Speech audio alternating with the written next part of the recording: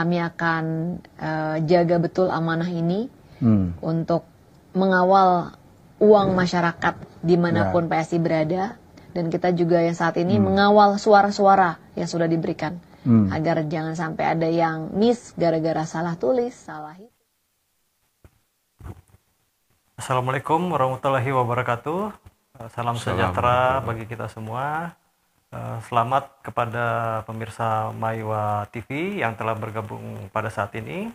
Kali ini kami kembali bincang-bincang redaksi hadir di tengah-tengah Anda bersama saya Leo Priantowardiana dan Bang Yulham, Andi Yulham. Kembali akan mengupas topik-topik hangat ya, khususnya masih tentang pemilu. Nah, ini memang pemilu ini sesuatu yang terus masih hangat. Nggak habis-habis Bang ya. Ya, kali ini kami akan mengangkat kembali mengenai anomali partai PSI. Seperti kita ketahui, partai PSI ini lahir dari rasa kekagumannya terhadap sosok Jokowi. Dan di pemilu kali ini tiba-tiba pada saat kisruhnya Sirekap, suaranya tiba-tiba melonjak tinggi. Itu kurang lebih dari 24 jam tiba-tiba naik 1% ya. Itu cukup signifikan buat partai yang masih baru seperti PSI, Pak. Ini apakah dalam tingkatan ini ada kewajaran atau memang ada kesalahan dari sistem Sirekap ini kira-kira? Ya, ini banyak yang bahas ini. Banyak yang kritik bahkan. Bahkan banyak yang kalau dibilang ya mungkin sampai pada tingkatan mengolok-olok. Nah, tadi video yang disampaikan itu ternyata di banyak tempat, bukan cuma satu tempat. Ada keanehan-keanehan terjadi, bahkan banyak yang menuding bahwa penggelembungan ya, kalau kita sebut penggelembungannya nih ya, yang banyak disebut di media sosial itu soal suara-suara tidak sah itu yang dialihkan ke PSI, itu salah satu itu. Dan itu yang sempat menarik perhatian publik, bahkan media, untuk melototi istilahnya ini soalnya pertambahan suara PSI yang begitu signifikan. Jadi yang orang mencurigai sebagai upaya untuk mengejar ketertinggalan dari parliamentary threshold 4%. 4% itu ya Bang. Oke. Nah, ini juga ada suatu semacam tanda tanya ya. Ini kan PSI ini kan baru-baru ini kan ya sempat di endorse oleh Jokowi. Secara strategi itu pasti akan mempengaruhi ya. Peluang perolehan suaranya akan melonjak tinggi.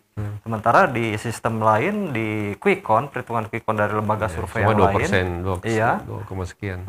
Seharusnya kan sampel-sampel ini diperhitungkan. Kok anehnya di sini justru capres-cawapres yang menjadi sorotan tajam di situ, tiba-tiba PSI ini datar-datar aja di bawah. Tidak ada. Jadi ini dua hal. Jadi ada dua kejutan semuanya yang mengaitkan PSI. Kejutan pertama adalah itu tadi, bahwa ini boleh dibilang tanda kutip partainya Jokowi, tapi sama sekali malah tidak menggambarkan sebagai partai yang disokong oleh penguasa kan?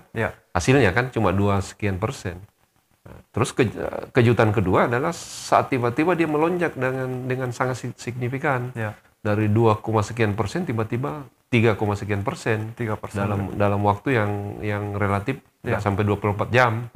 Ditambah dengan banyaknya kasus-kasus yang terkonfirmasi melalui berita seperti yang kita saksikan di video sebelumnya, bahwa memang ada sesuatu yang bisa dinilai sebagai sebuah kesengajaan, ada penambahan suara.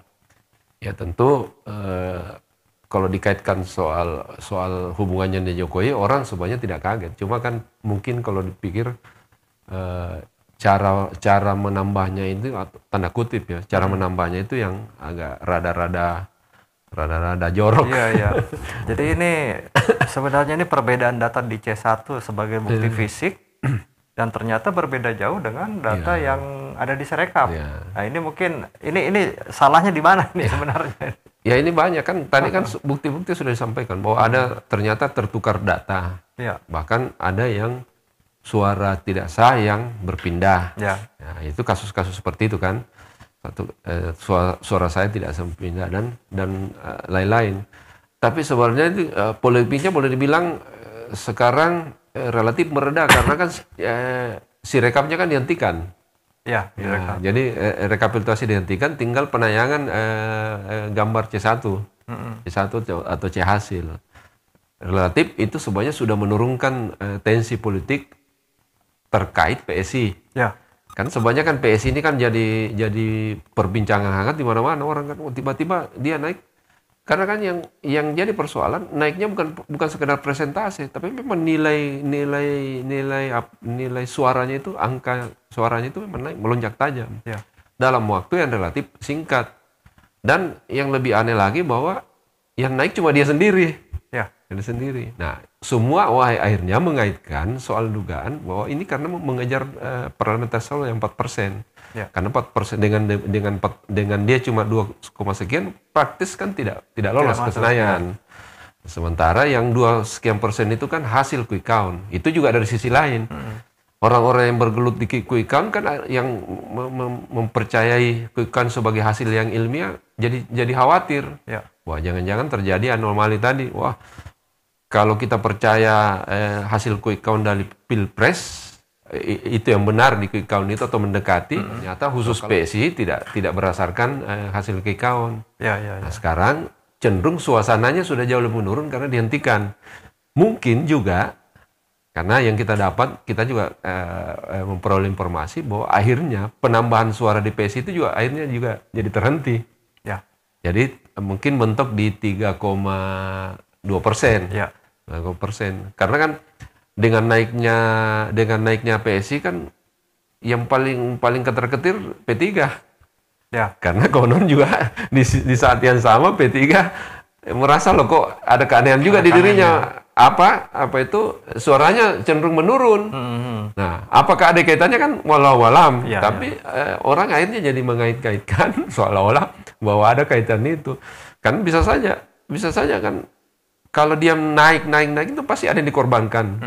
Nah, kalau misalnya dia korbankan kan 2 hal, korbankan ngambil dari bawah, ini dugaan ya, ngambil dari bawah atau korbankan menarik yang dari atas. Kalau ngambil dari bawah kan ada juga kemarin cerita soal Partai Perindo juga yang hilang secara misterius suaranya kan. Ya.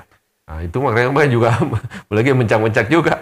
Nah, oke lah dia tidak lolos memang, tapi tetap orang tidak rela kan. Kalau betul ya, ini sekali lagi kalau betul itu terjadi itu. Sebaliknya kalau dia ngambil ke atas, yang bingung P3.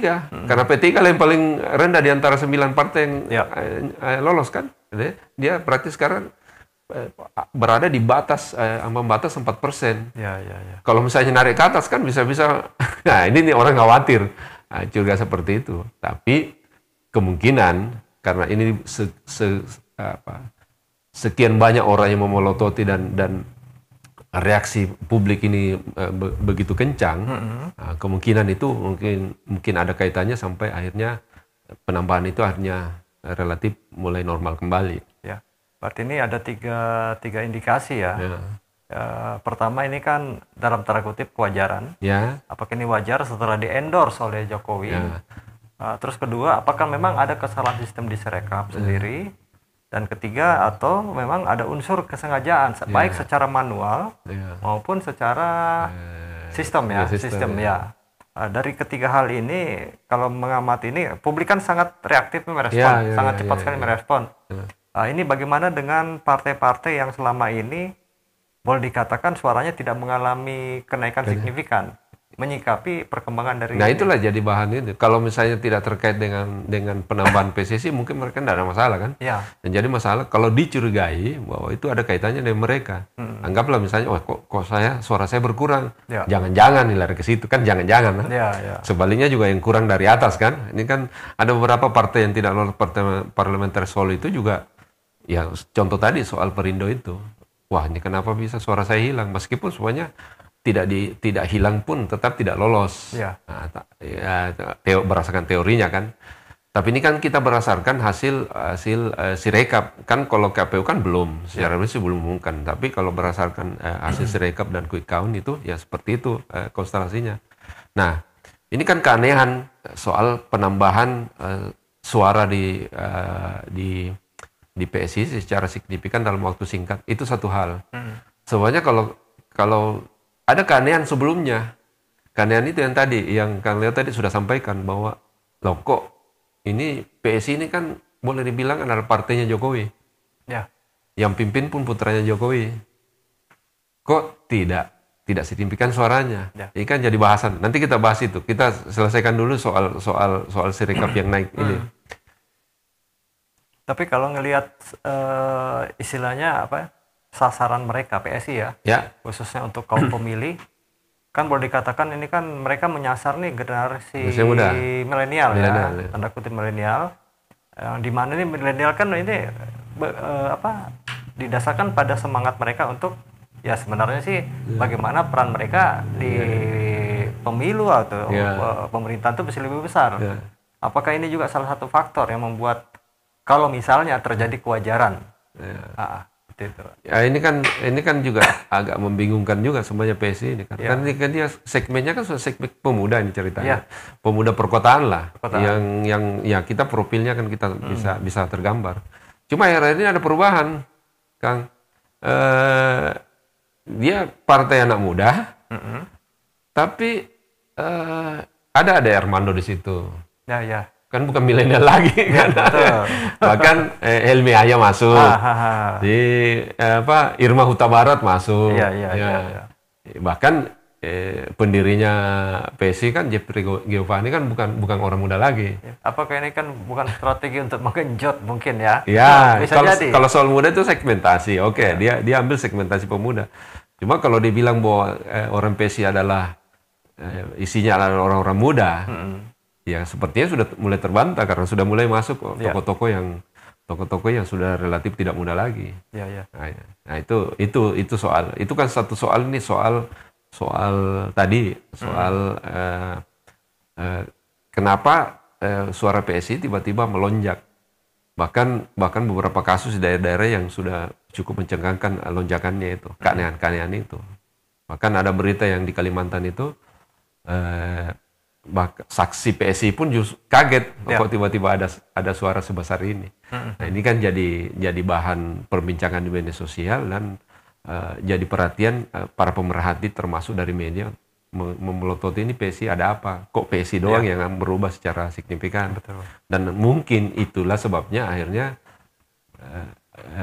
akhirnya penambahan itu sampai hari ini mulai terhenti. Terhenti itu. Setelah direspon oleh publik secara ya kira-kira begitu. Ya. Terus mungkin bagus kita bicara soal keanehan yang kedua. Tadi kan keanehan yang pertama ya. Keanehan yang kedua ini sebenarnya sejak awal sejak pengumuman quick count PSI ini orang kagetnya kok cuma 2, sekian persen. Padahal kan dia di endorse oleh tokoh oleh keluarga istana kan. Ketua umumnya pun adalah anak bungsu dari Presiden Jokowi. Nah, di situ mungkin perlu kita bahas di situ apa yang terjadi sebenarnya dengan PSI. Ini mungkin salah satu momentum juga ya, momentum dari bergabungnya Jokowi ke PSI dalam konteks yang bukan dalam konteks yang apa ya istilahnya dirugikan. Jadi bukan istilahnya begini. Beda waktu masa SBY dulu, ketika membuat Partai Demokrat, mereka kan SBY dalam posisi tanda kutip teraniaya teraniaya. Kalau ini enggak ya? Ini tidak. Jadi, bisa jadi ini kan soal empati sebenarnya, empati masyarakat publik terhadap sosok Jokowi ketika bergabung PSI, apakah mempengaruhi signifikan kenaikan suara? Ini tadi kembali ke latar belakang masuknya itu. Ini malah terbalik sebenarnya. Dengan adanya Jokowi, apakah ada kaitannya justru PSI ini anjlok, bahkan tidak lolos parliamentary threshold itu kan semua orang kaget. Padahal sebelumnya kan pembicaraan di publik itu bahwa semua yakin bahwa PSI pasti lolos. Bahkan Jokowi juga ada perbincangan dengan Andi Wijayanto menyatakan bahwa salah satu poin yang disampaikan ke Andi Wijayanto itu yang dibocorkan ke publik bahwa PSI pasti lolos. Dan ternyata ini bukan cuma tidak lolos, sangat jauh dari harapan. Sementara kita tahu bahwa PSI itu dipersiapkan oleh Jokowi sebagai kendaraan politiknya berikut setelah keluar dari PDIP. Nah ini kan jadi tandanya, ada apa? Nah, tadi kan bicara soal SBY, ya mungkin waktu itu mungkin seiring dengan popularitas dan elektabilitas SBY ya, saat dia menjabat periode pertama periode kedua. Iya. Nah ini yang terjadi sekarang ini sebaliknya. Nah, orang bertanya ada apa? Kan tidak mungkin tidak ada, harusnya kan tidak harus ada efeknya. Nah kalau ini tidak ada efeknya sama sekali, orang bertanya. Akhirnya di orang Gerindra ada suara-suara yang mengatakan, wah ternyata 58% yang diperoleh Prabowo Gibran itu bukan efek dari Jokowi. Ya. Contohnya dari PSI ini. Ada juga yang menyebutkan, ada juga menjadikan ini suara dari PSI ini. PSI ini tidak lolos itu menjadikan pembenaran bahwa Jokowi tidak cawe-cawe. Nah, selalu ada kalimat seperti itu. Buktinya PSI tidak naik. Tapi sebenarnya ada faktor lain lagi menggambarkan PSI tidak naik kan bisa kita bisa publik juga mengira-gira, wah jangan-jangan memang kecenderungan orang untuk kecenderungan simpati terhadap Jokowi memang sudah sedemikian turunnya. Ya. Buktinya di PSI itu. Ini kalau dari sisi marketing ya kita melihat sendiri, misalnya marketing komunikasi mungkin ya. Ini Pak Jokowi ini branding personalnya seolah-olah sudah klimaks nih, sudah nggak bisa naik lagi. Yang malah turun. Ya, seperti itu. Jadi ini juga PR buat PSI sebenarnya. Menyikapi dari kondisi Pak Jokowi yang dalam posisi membrandingkan personalnya masuk ke PSI itu serta-merta harus dibarengi dengan usaha PSI juga untuk melakukan pencitraan. Jadi itu. Jangan mengandalkan ketokohan Jokowi semata. Betul. Ini kan menyangkut mesin-mesin mesin marketing mesin partainya mesin bergerak. Jadi mesti mencari ide-ide baru untuk menggerakkan, jangan terpaku pada cara-cara lama kan mungkin seperti itu, karena terbukti ini boleh dibilang terbukti bahwa tidak efektif. Padahal kan survei sebelumnya mengatakan bahwa tingkat kepuasan terhadap pemerintahan Jokowi sampai 70%, bahkan 80% survei itu. Sekarang pertanyaannya yang benarnya mana nih? Apakah ini hasilnya PSI yang salah atau survei yang salah? Jangan-jangan surveinya yang salah. Kalau tingkat kepuasan kan otomatis kalau orang puas sama Jokowi, teorinya adalah PSI harus naik. Ya masih boleh dibilang itulah kotel efek. Kotel efek itu efek ekor jas kan. Harusnya dengan menyebut Jokowi, si PSI ini harusnya naik. Ada faktor lain selain itu. Gitu. Ya, ini sebenarnya kembali lagi kepada strategi ya. Ya, itu strategi. Karena mungkin juga terbalik bahwa selama ini karena terlalu mengandalkan figur Jokowinya, justru itu jadi efek negatif bagi publik. Kan bisa di situ. Wah, ini kok terlalu menggantungkan kepada figur seseorang misalnya. Akhirnya mungkin ada semacam penghukuman tanda kutip dari publik. Rakyat dan pemilih. Wah tidak boleh begitu. Ya, oke. Ini satu lagi pertanyaannya nih Pak, Bang. Ini kan PSI ini seandainya bisa melenggang ke Senayan. Iya. Apakah powernya itu mampu mampu mempengaruhi partai-partai yang istilahnya yang lebih senior menggandeng mereka, merangkul mereka, seperti itu bagaimana nih? Ada agak. Kalau itu sih ya kita analisa saja. Wah itu sedikit agak kesulitan karena mengaca pada yang ada di DKI sebelumnya kan. DKI sebelumnya kan kita tahu bagaimana gencarnya PSI melakukan manuver-manuver yang menghajar tanda kutip Anies Baswedan. Ya, betul. Baswedan. Apa saja sampai lobang, sampai anggaran lah ya. Kalau anggaran masih masuk di akal, tapi kalau sampai kinerja lubang galian itu jadi serangan juga.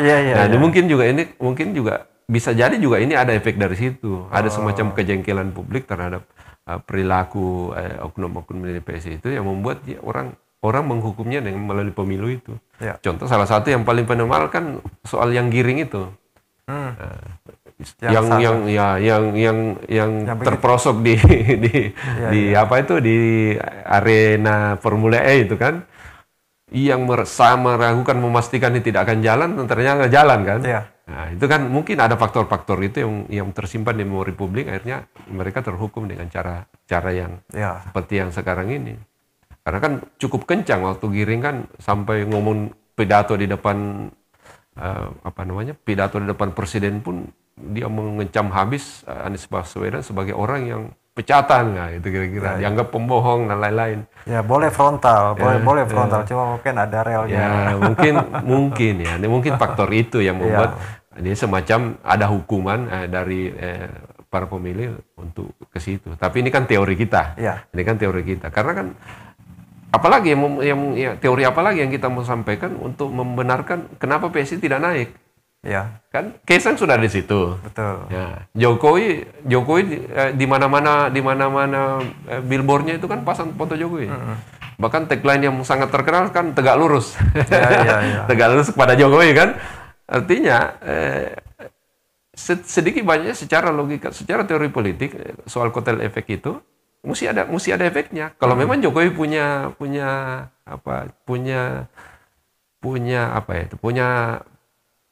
efek positif di masyarakat, kan? Harusnya kan ada efeknya. Tapi ternyata tidak. Ya, akhirnya kita menganalisanya mungkin faktor praktis itu yang tersimpan di memori masyarakat. Ya, padahal ini ke Partai PSI kan boleh dikatakan lahir karena ya mungkin rasa kekagumannya terhadap Jokowi, tapi yang persoalannya kan pada saat lahirnya ini bayang-bayang PDIP sendiri itu masih sangat kental di PDI. Di Pak Jokowi gitu. Nah, ini kan itu tadi figurisasi itu tadi, atau memfigurkan orang secara ya boleh dibilang agak berlebihan terhadap tokoh Jokowi itu sampai akhirnya mendapatkan efek yang seperti itu. Padahal sebenarnya benar bahwa banyak orang berharap sebenarnya di PSI bahwa ini adalah partai anak-anak muda yang kreatif, yang dinamis dan lain-lain, dan hal-hal yang masuk dunia politik, dan kita lihat memang figur-figurnya adalah tokoh-tokoh yang memang punya harapan. Cuma ya kita ini sekali lagi analisa bahwa mungkin agak-agak serampangan dalam semangatnya tinggi. Cuma agak dalam mengkritik itu terlalu mungkin ada strategi maksudnya strategi komunikasi ya. Jadi dalam upaya mengangkat dirinya sebagai politisi sudah cukup bagus. Mungkin caranya yang mungkin masih kurang rapi atau mungkin ada etika-etika yang mungkin terlampaui. Bahwa kalau dalam mengkritik orang itu kan juga tidak boleh terlalu ini elegan lah. Mungkin di situ ya. Mudah-mudahan ini menjadi pelajaran. Saya kira bahwa banyak orang berharap dari PSI bahwa itu bisa jadi alternatif partai dari orang-orang muda. Kan orang muda kan pengertian kita nih adalah orang-orang yang mempunyai pikiran yang original, betul. Belum terkontaminasi dengan racun politik. Nah, kalau gayanya seperti itu, saya kira agak kesulitan. Ya, idealismenya masih tinggi juga. Harusnya itu yang berharap begitu. Orang-orang yang orang-orang public figure juga banyak di situ, artis kan banyak di situ, bahkan Grace Natali kan mantan presenter, saya kira juga punya daya tarik sendiri. Belum kalau kita bicara soal good looking, kan orang keren-keren lah itu kan mestinya. Tapi faktanya dia mengangkat dirinya dari 2%, saya tidak mampu, padahal sudah terendorse dengan figur presiden bahkan yang berkuasa, anaknya pun jadi ketua umum. Nah, mungkin juga itu ada efek negatif yang pengangkatan Kaisang jadi ketua umum, yang hanya 2 hari jadi anggota langsung jadi ketua umum. Jangan-jangan punishment dari publik itu juga karena itu. Itu kan mesti ada evaluasi lah, untuk introspeksi dari siapapun yang ada di belakang itu, bahwa ini ternyata publik ini tidak bisa dikendalikan dengan apalagi sekarang kan publik itu belajarnya bukan hanya dari surat kabar. Sekarang medsos pun, aksesnya pun siapapun bisa. Kalau teori kita benar, anggap teori bahwa itu adalah punishment, maka itulah yang disebut silent majority. Pada saat melakukan kesalahan diam aja, tapi pada saat di TPS dia menghukum dengan caranya sendiri. Nah, gitu. Itu haknya mereka. Nah, itu hak mereka. Tapi ini kan teori kita kan. Betul. Kita. Baik, pemirsa. Memang bukan fenomena ya, istilahnya kehadiran PSI ini sempat membawa angin segar awalnya, seiring dengan perkembangan eksistensinya mereka, dan di sini mereka publik akhirnya mengawasi ya, Iya. mengawasi terus Iya. bagaimana perjalanan Iya. politiknya mereka, apakah sanggup melenggang ke Senayan? Iya. Ini ada- masih tanda ya, tanya. masih tanda tanya. Masih tanda tanya. Dan ada efek lainnya. Ada efek, ini tadi kita bicara soal PSI. Ada efeknya khususnya bagi Jokowi. Mm-mm. Karena kan PSI boleh dibilang persiapan kendaraan politiknya Jokowi. Mm-mm. Tapi kan tidak lolos. Ya. Bahkan lolos pun kalau cuma 4% kan tidak berguna. Ya. Hampir tidak berguna. Sementara di saat yang sama sudah melakukan konfrontasi dengan Mm-mm. PDIP. PDP. Nah, itu kan jadi soal. Sekarang dia lepas di sini, tapi di sini juga belum selesai. Ya. Nah, yang istilahnya mau menada ini, rumah lama ditinggalkan, rumah baru belum jadi. Ya. Belum jadi. akhirnya nyari kontrakan. Iya, Nah, iya, nyari kontrakan, muncullah isu-isu ke Golkar lah, macam-macam. Iya, iya, iya. Mau ke Gerindra, di Gerindra sudah tidak ada kamar. Ya. Memang kalau kita amati perjalanan politik khususnya semua partai mungkin Ya. akan mengalami masa-masa di mana mereka harus belajar ya, belajar untuk eksis di tengah-tengah Ada proses pendewasaan. pendewasaan di situ.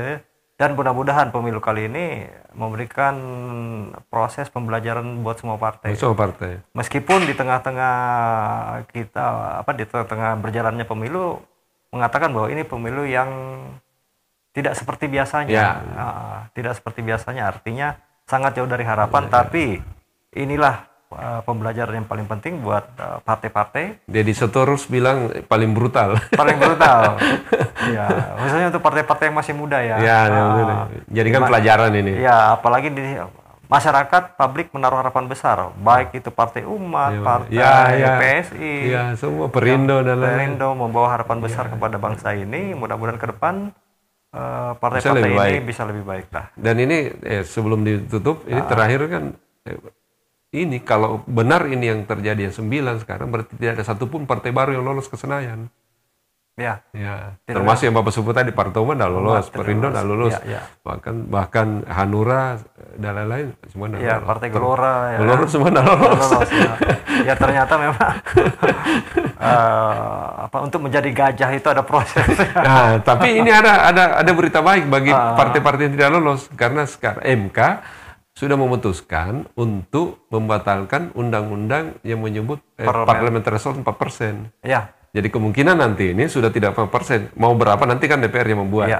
Nah, kalau misalnya dia turunkan, katakanlah 2%, kan ada harapan bagi partai-partai lain. Ya, semua punya peluang ya, hak suaranya mereka. Cuma undang-undang itu kalaupun dibuat, tidak boleh berlaku sekarang, harus berlaku di 2029. 2029. Ya, masih banyak harapan. Masih ada harapan. Masih ada harapan. Ya, kalau nggak lolos PC menunggu 2029 lah. Ya, istilahnya sambil sambil belajar ya. Belajar lah, trial and error mungkin ya. Bukan berarti belum pintar. Gitu. Belajar itu orang pintar pun boleh belajar ya. Istilahnya ada pepatah mengatakan bahwa proses belajar itu tidak akan pernah berhenti selama 5 panca indera masih berfungsi, betul. Jadi termasuk kita semua ya. Ya, saya pun masih belajar. Ya, pemirsa, demikian bincang-bincang redaksi Maiwa TV. Kami akan kembali ke topik-topik yang hangat pada pertemuan berikutnya. Wassalamualaikum warahmatullahi wabarakatuh.